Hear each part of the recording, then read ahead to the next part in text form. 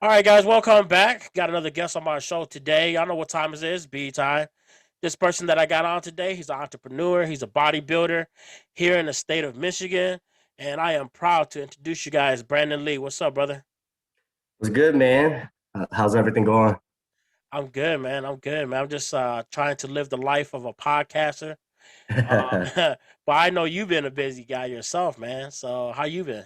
Yeah, I've been good, man. Just running restaurant, the bodybuilding life. It's a lifestyle, so 24/7. I'm doing Okay. that and just got a lot of things on my plate this year, but summer's around the corner, so just kind of helping a lot of people get ready for their summer bodies and stuff like that. So, Yeah, yeah, yeah. absolutely, absolutely, man. So, well, you pretty much kind of gave yourself a little introduction there, man, which is great, man.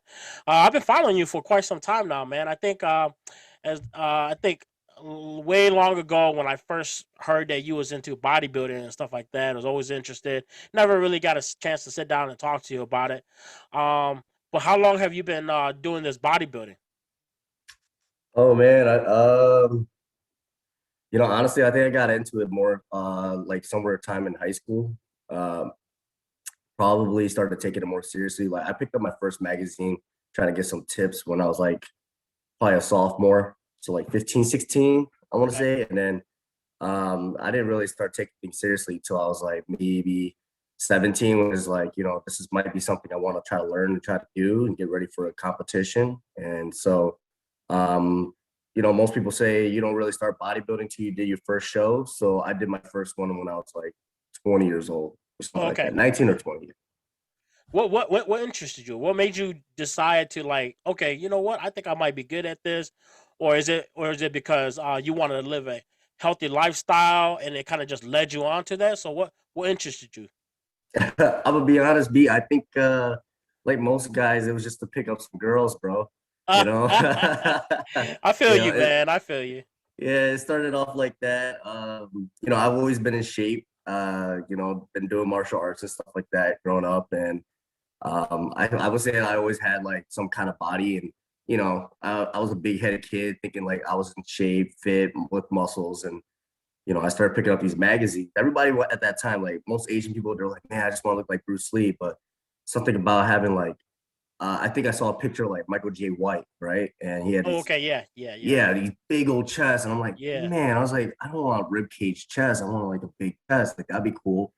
And then, you start working on it and then you start picking up these magazines. You start, I just start looking at these bodybuilders and how big they are. And in the pictures they look great. They look great, crazy. You see Arnold, and then you see them in real life. It's just a whole different, man. ball game. But just looking at that Marvel like character, I wanted to look like I always wanted to look sculpted to the point where people look at me and people like, dude, that guy looks crazy. Like you can see the work, you can see the shape, just looks like a cartoon character or like a superhero character. Yeah, So that's yeah. what inspired me. Yeah, Wow. So you started very young. You didn't start your first competition until 20. I yeah. mean, what's the work like?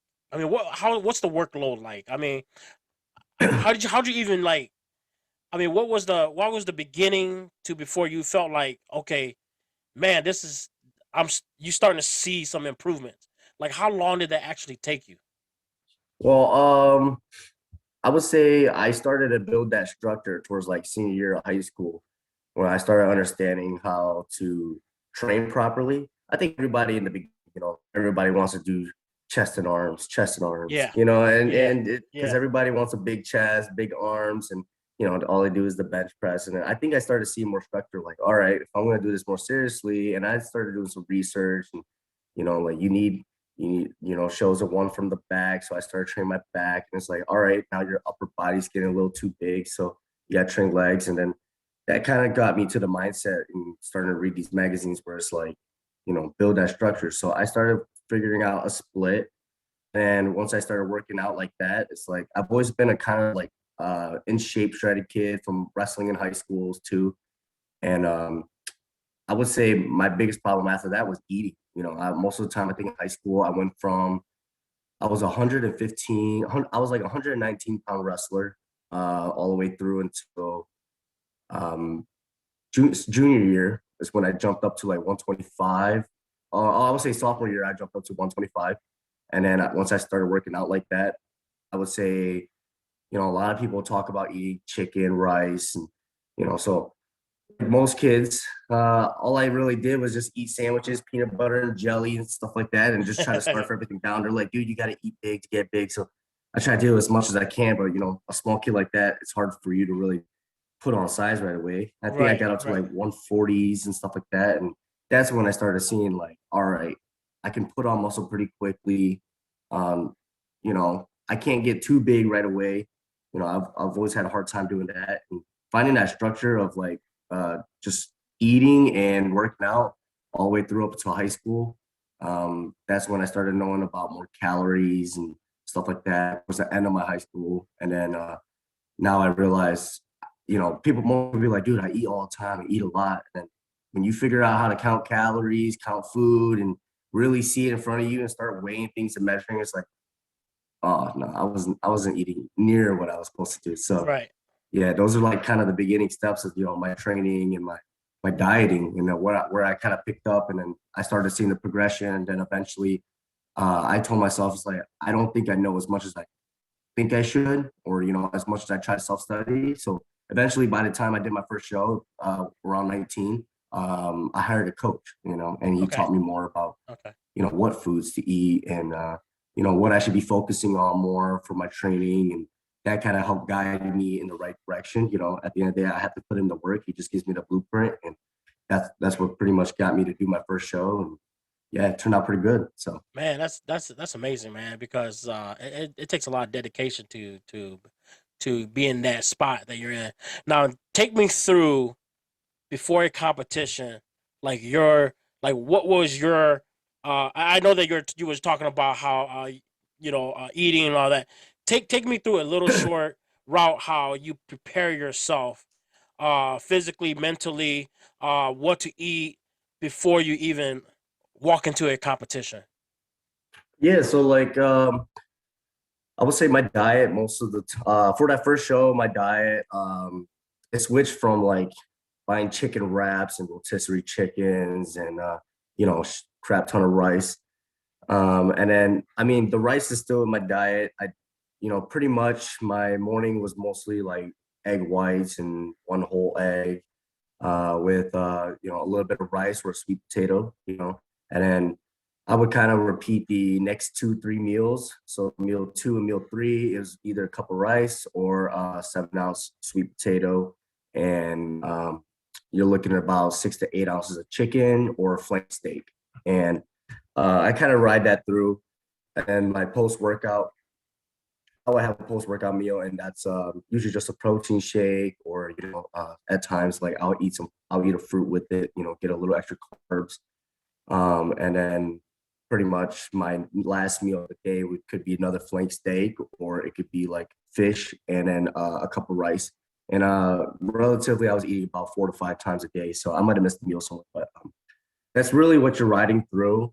And then you're just paying attention to where you weigh, staying in a deficit, a calorie deficit, which if people don't understand that as just really finding how many calories you need to eat and then going a little bit less than that so your body can, deplete itself and lose weight. And that's really the number one way to lose weight, just knowing how to get in a calorie deficit, eat less than what your body's energy outtake is.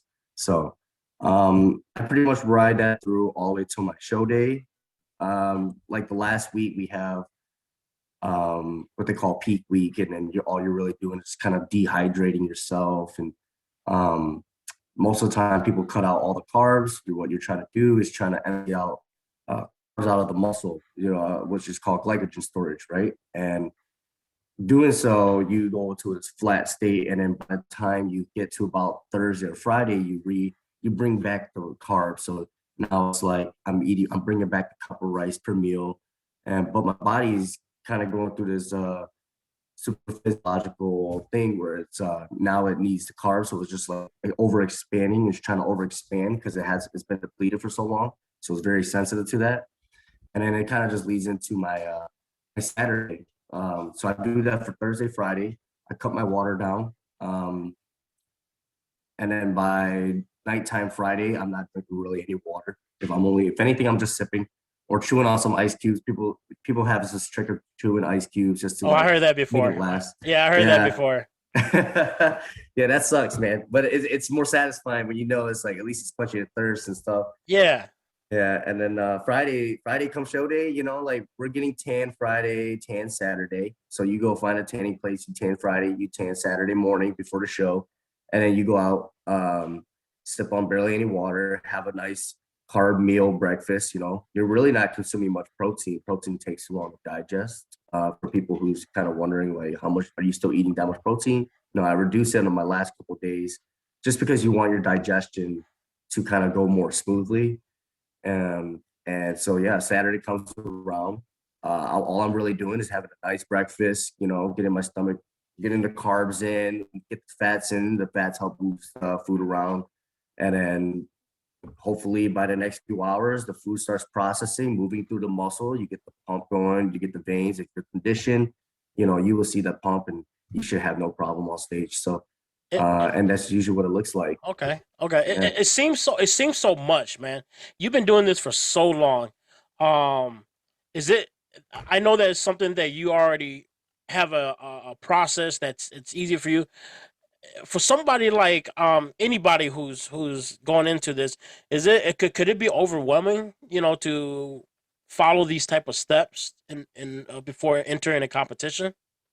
Yeah, I would say at first, like just getting into this or understanding the sport of bodybuilding, I don't think it's too much.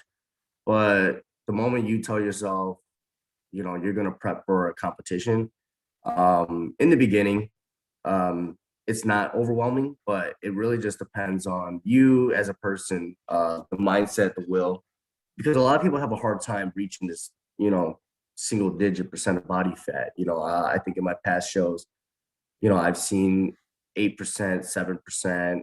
My latest one was probably like 6% body fat. And just to reach that extra percent of body fat, some people it's just go a little longer, but going an extra few weeks longer than what you would normally do, or, having to, push yourself past this mental plateau and physical plateau that your body has, it's very smart.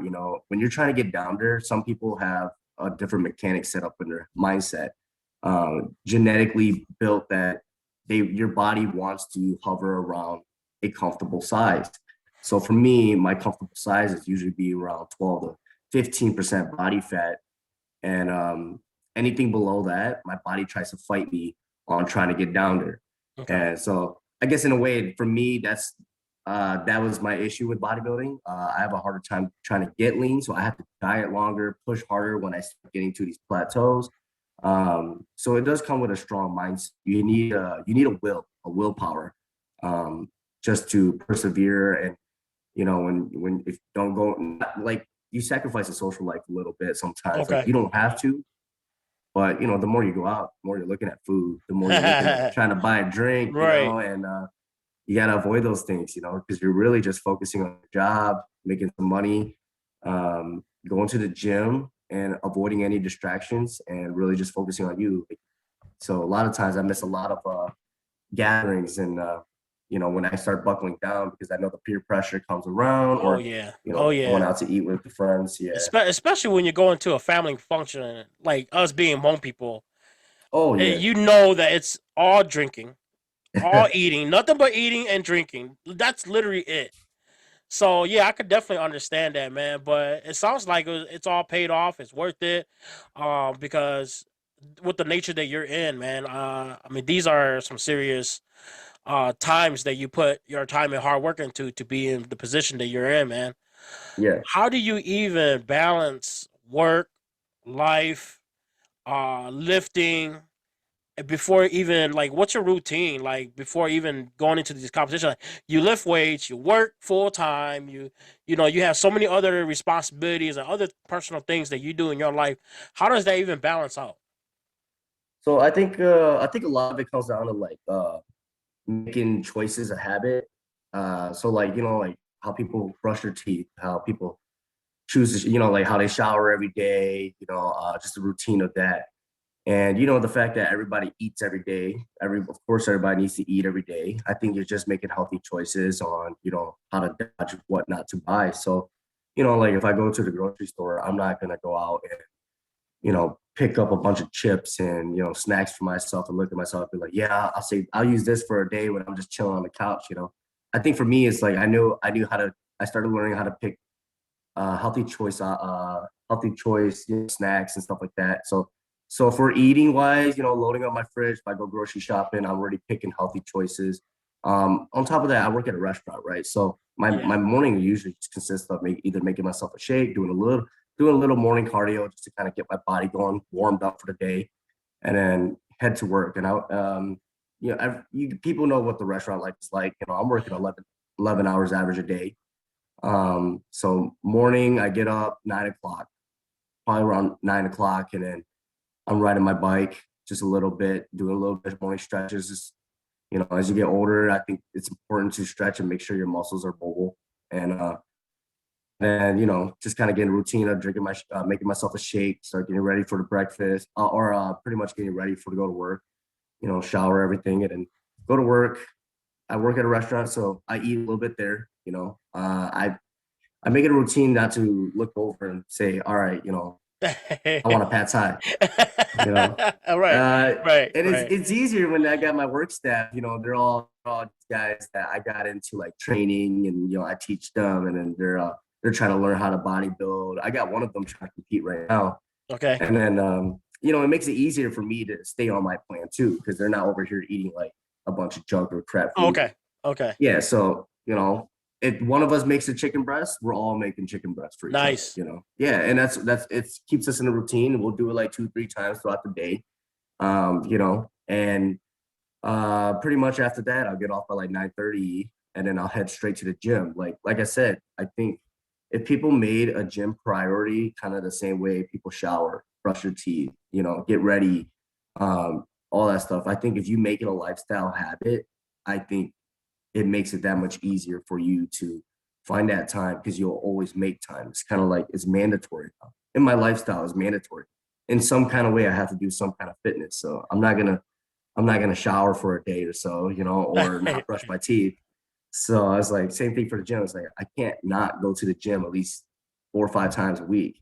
Um, and then pretty much if I'm going out for the weekend, I have to time that stuff. That I get all my training done. You know, if I have 5 days, that means I got maybe one night, 2 nights to go out. But did I get all my training done? Was I on point? Can I afford to go out and drink? How was my diet? I'm paying attention to all these little details and stuff like that. But by the time I'm done with the gym, I'm usually done by a lot of people like to work out for 2-3 hours. I only like to go for like 40 minutes to an hour, you Okay. know, in and out, get the job done. Um, I don't think you need to be in the gym for 2-3 hours. So once I'm done, I have time after. I get home by like 11:10, 11:20. If I really do want to go out and say something, then I will. And that's pretty much what my day usually looks like on a consistent level. And I just repeat that day after Okay. day until the weekend comes. Yeah. Well, I like your concept about taking a shower and brushing your teeth, man. That's a good concept because I feel like, if you get, like you said, you get up, you brush your teeth, you take a shower. I mean, these are habits that you do every day. I mean, so if you can't get yourself into a routine, particularly like that, you're not gonna have a consistent routine, right? So Yeah, you won't be you won't be successful in bodybuilding, but don't get me wrong, nobody needs to work out 5 to 6 days a week. Like I think yeah, as yeah, I get older, I do like to go to the gym. I might still do it, but I would recommend anybody get some kind of physical activity 2 to 3 times a week, twice at least bare minimum. And as long as your diet's in check, really all you're doing is just to keep the body healthy, keep the body mobile, and keep those muscles, strong at least. You're not training to be a bodybuilder, so you don't need to go heavy. You're not training power lift. yeah. But just if any kind of physical movements that kind of challenges the body a little bit once or twice a week, it would really show in the long run.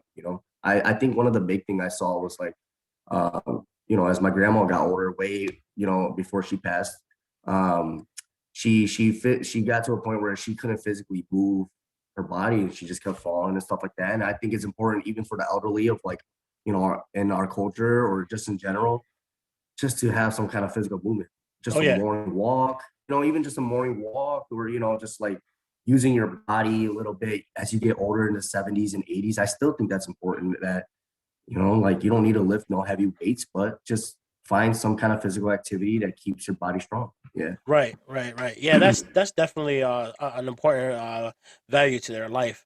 You know, my Yeah. mom, I know she has bad knees, but she never gives up, man. She motivates me too because, she's kind of a heavy, medium heavy set woman, but she never gives up. You know, she's always in the back doing gardens, so kind of gives her a little cardio back and forth, and so yeah, that's definitely a great way to put it. Now, going into a competition, right? Like, is it year round that you physically prepare yourself because you know that you got maybe 2 3 competition, then you keep working around all year round, or is it like, okay, my competition is 3 months from now, I'm gonna start now, and then I'm gonna take a break for 2 weeks, and I'm gonna do it all over? Because I see your transition. You have such a crazy transition. I've seen your before picture and then your after picture like couple months, and the turnaround, it drives me nuts, man. So explain a little bit how your transition is. It all year round that you're training, or you take a break in between and then you start again? What how do you do this? Well, I think everybody needs a break here and there. Man, like usually after a competition, I'll take like a week or so off. But I think a lot of people misinterpret, like when you start competing for a show. Yeah, most people are like, okay, how fat are you? Like for me, I got pretty fat last year. Like I think I got up to about 205, almost 210. Um, and that's pretty big for me, being a guy that's like right around 5'6", 5'7". So that's big for me. Um, yeah, I pretty much was bulking. I think a lot of people, like, I'm bulking in one season and I'm cutting in another. And I feel like a lot of people don't realize like you have to put the same amount of emphasis in both. So for me, I would say it's a year-round thing. I Okay. think it's important for you year-round to be focusing on, as a competitor, on your off season as much as you are on your contest season. And if you do your off season correctly, which obviously I did and I did not, I reached an all time big, but it wasn't the cleanest I should be. uh, Um, but overall, like I think if you do it correctly and you stay relatively lean, you can make that judgment call, look at yourself and be like, all right, I only need about 12 weeks, 16 weeks, whatever, how many weeks that you look at yourself and be like, make that estimated guess and just say, all right, this is what I need to get myself ready for a competition. That's when you flip the switch, and all it really is that people don't understand is like I don't change my workout plans uh much to at all. Maybe I'll change the rep ranges or the amount of sets I do, or if I need a different kind of accessory to help benefit me at a different spot, I'll do that. But my workout for the past few years have been relatively the same, unless I see a flaw or weakness, and I might put more emphasis on that spot. But the only thing that changes for me from my bulk to my cut is my diet. Um, going from I've done where I eat 5 to 6,000 calories a day. That's a lot. If people don't know, just try eating. I think at one point I was eating about 3 cups of rice per meal, 5 times a day, 8 ounces of chicken every meal, and then I was eating an avocado with like 2 bananas and a muffin and bowl of cereal just after my workout. So, but really, and I don't recommend that. I'm just letting people know that's how much I eat. yeah, But yeah. yeah, I would say not yeah. So the only change of things that I would do is just, all right, instead of eating six, 8 cups of rice, I'll do like 4 to 5, cut some calories down, cut some carbs down. Instead of eating, 250 grams of protein, I might go down to 200. Reduce my calories. Nothing really changes. My diet stays the same. Oh, I'm sorry, except I just dropped the food. My workout stays the same, and maybe an increase in cardio. I'm on off season. I don't really do as much cardio as I should. I'm not working on trying to be super shredded, and I feel like at times it could be a little taxing on the body if you're just doing an hour cardio every day. For me, but you can. I think the body can do that. and you should do that. You should try. But I like to get bigger, so I'll go maybe doing like 20 minutes to every other day to start doing the 20 minutes every day, and then gradually increase it because I'm trying to burn off more calories. And so I'll go 30, 40, 50. Eventually, I'll hit the hour.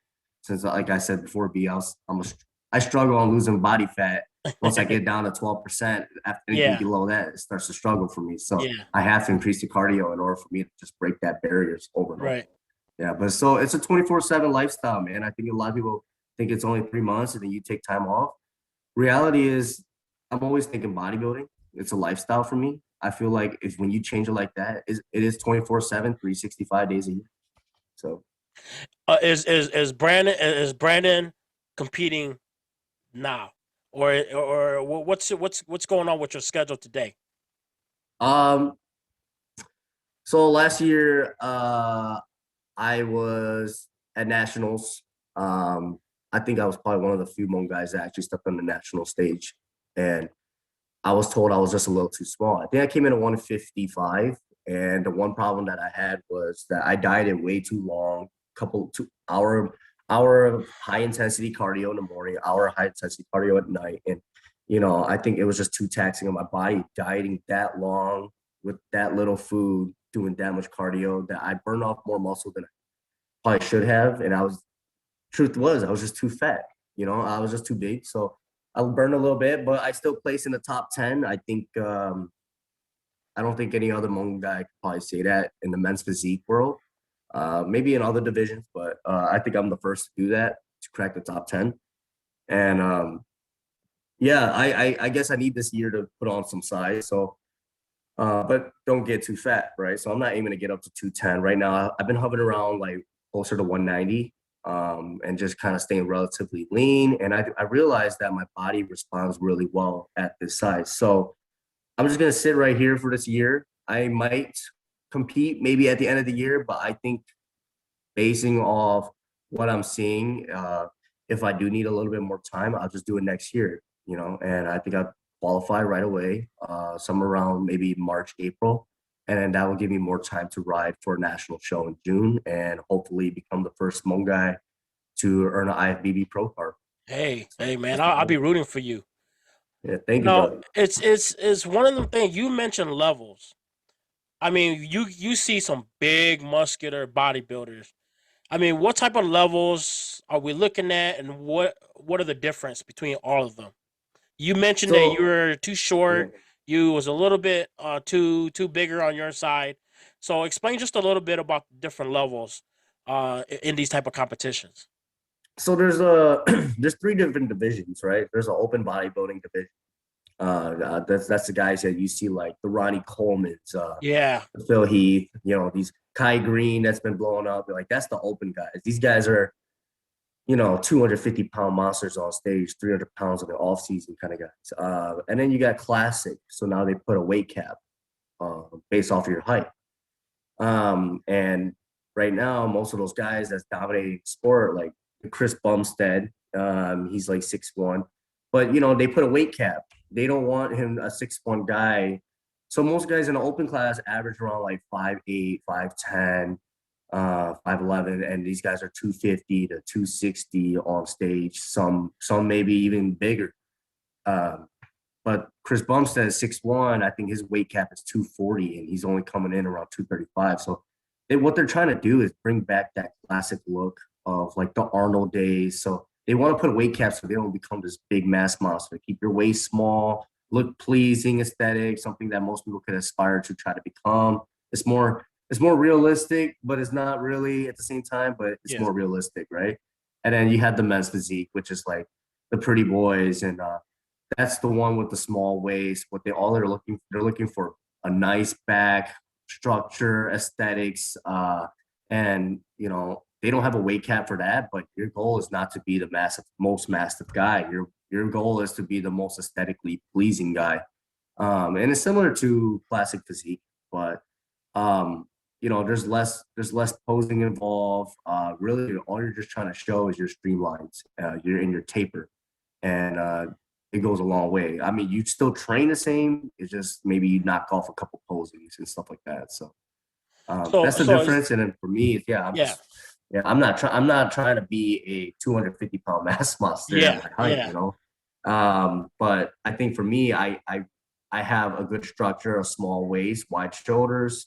I feel like I can be very accomplished against a lot of these guys I stand next to, depending on who.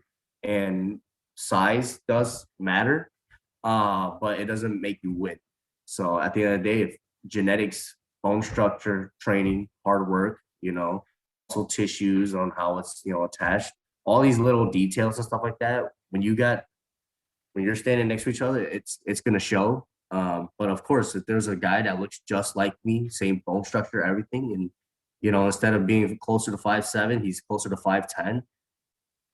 He's and we look exactly the same. He's gonna win. Yeah. Oh So wow, that's okay. all it is. That's Yeah. interesting, man. Now Yeah. have you ever placed higher than some of your expectations? Uh, I would say no. I think I placed everywhere where I needed to be placed. I think a lot of it contributes to my mindset today. Like for a while, I did not win a show until last year. That was my first time ever winning a show. Okay, okay, And an overall. So the first thing is they break it into three different, like you said, levels, right? Three classes. So there's open, classic, and men's physique. But within those, in the amateur league, you got a short, medium, and tall. So my division goes up to 5'7". That's the A class, and then there's B, and then there's C, so medium to tall. And then whoever wins your class there, that's all that matters more so. But when you okay. win the overall, now you win the whole show. Mm, You beat the taller guys. So last year I did the Kuklo, which is in Michigan, and I won my class. And there was only a few of us on that one, but then there was a lot more guys in the other divisions. And to me, it's like, all right, there's not much competition. I'm probably gonna win this one this time, but yeah, I don't want to win it like this. I rather so in my mindset, I'm like, all right, let's battle for the overall because there's some bigger guys. hmm. Stood next to those guys, and I stood out the best, being a small guy, um, and pretty much edged out and won the whole show for the overall. So that was my first one. But in the previous shows that I've done, I think every step helped me get to where I needed to be. I think just placing where I did, not winning, drove me even more to be like, I want this more. I need this more. And now that I've won an overall show in Michigan, like my goal is to do it again, of course, but that set me up for the next mindset. Like, all right, now let's bring this package and see what it looks like next to the other guys across the world who's Yeah, also won their nationally, shows, nationally, right? right? Nationally. And, just stepping on theirs, I had no expectations. I think if I had more faith in myself to be like, all right, I want to win, but this is my first one. Let's not get ahead of yourself. Just cracking that top 10 would be ideal. And I did that, right? So now that sets me up with the next mindset. Like I'm not gonna sit there next time I step on stage and be like, like first time it's like, yeah, at least I did it. I got the experience. Everybody talks like that, right? At least I got the experience. At least I tried. But when you're a competitor, like for me, I'm so competitive and my whole life set. It's like, all right, that was fun. I got top 10. Now what's next? Get the first call out, top five, Right, right. and or win it. Like I don't want to be top 10 again. I don't want to be outside the top 10 because that just tells me I'm not doing better. So set my next goal, top five, or win the whole show. And that would carry me on for the next steps in life. Everything else going pro, whatever it needs to be. But yeah, setting those benchmarks is what really got me where I am. Taking losses, yeah, I think that set me up for the drive that I have today. So Yeah, yeah. that's incredible, man. Yeah, nobody wants to settle for and take a L. So, I'm sure it's a very competitive uh, competitions that you guys have because you face so many people around the world, and you never know who's gonna walk in that door that may look better than you or may work 10 times better than you or look better than you, right? So I mean, dang, that's incredible how your preparation, your consistency, the dieting, before you even reach these type of competition. Now, I'm always Yeah. curious, man. I know I seen you on Facebook. as a professional bodybuilder. I've seen a couple of other Hmong people too. Have you ran into more Hmong people that's in these type of competition that does bodybuilding? Yeah.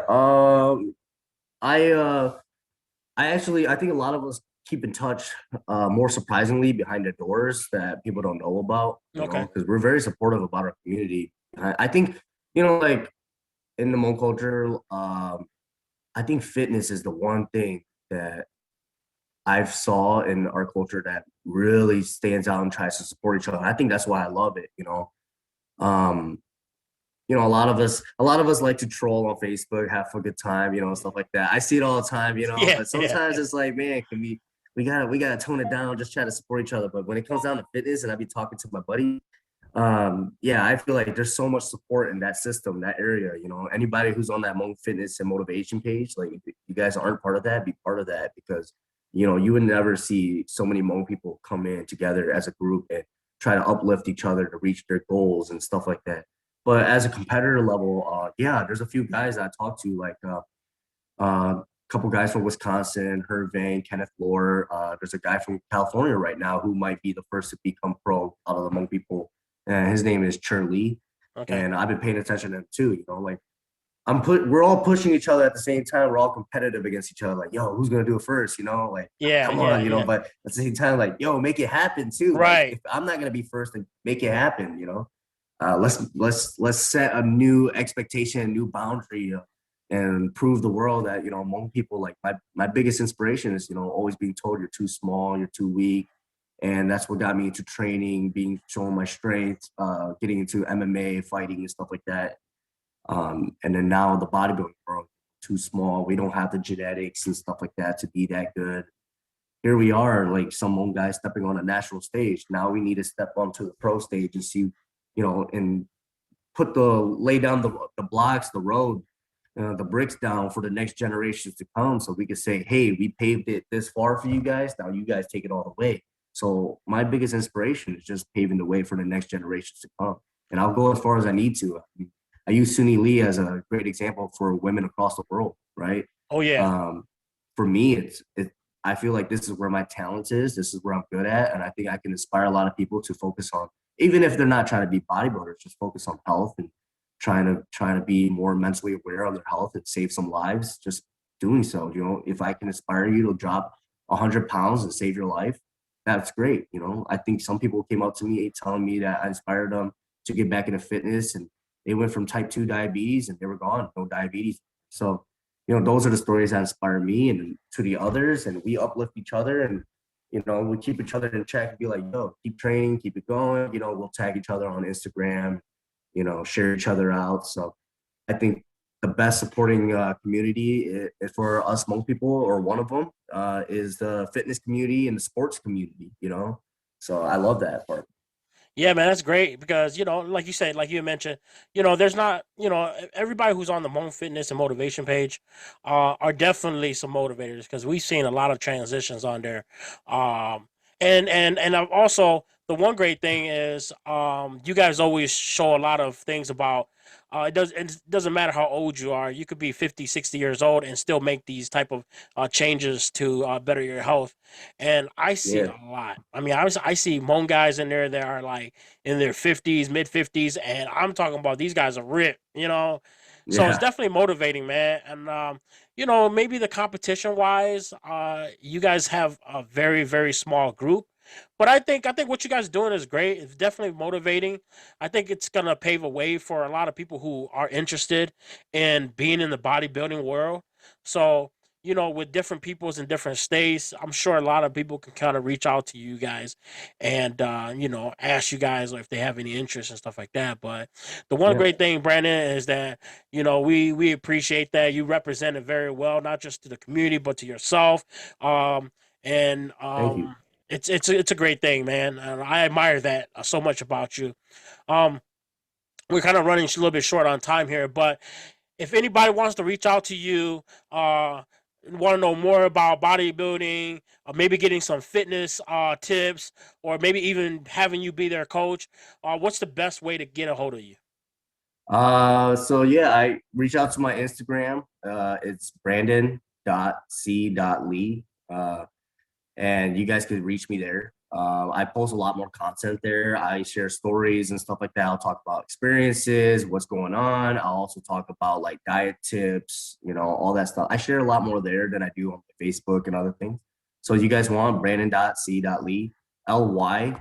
I'm a Hmong Lee, Ly. So just in case people mess that up. But yeah, no, reach out to me. I talk to everybody. I try to contribute in any way possible that can help the community. So yeah, I'm always open to conversation and just meeting new people anyway. So Absolutely, man. Anybody wants to reach out to him, please feel free to hit him on Instagram. Brandon is such a good friend of mine. He's actually about 10 minutes down the road from me. I know that we live in the same city. We hardly see each other, but I'm definitely going to pay a little visit to you in your restaurant pretty soon here.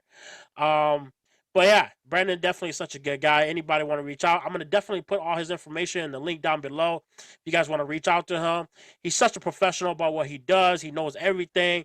This guy knows so much about fitness, health, eating. He knows everything. If this is the guy that if you need something, this is the guy to talk to. So once again, Brandon, thank you for coming on to my show, man. I really appreciate it. I know you appreciate took it, time B. out of your busy life schedule to be a part of my show, man. I really, really appreciate that. And you want to make a shout out or anything like that? Please feel this is a good time for you to do it if you want.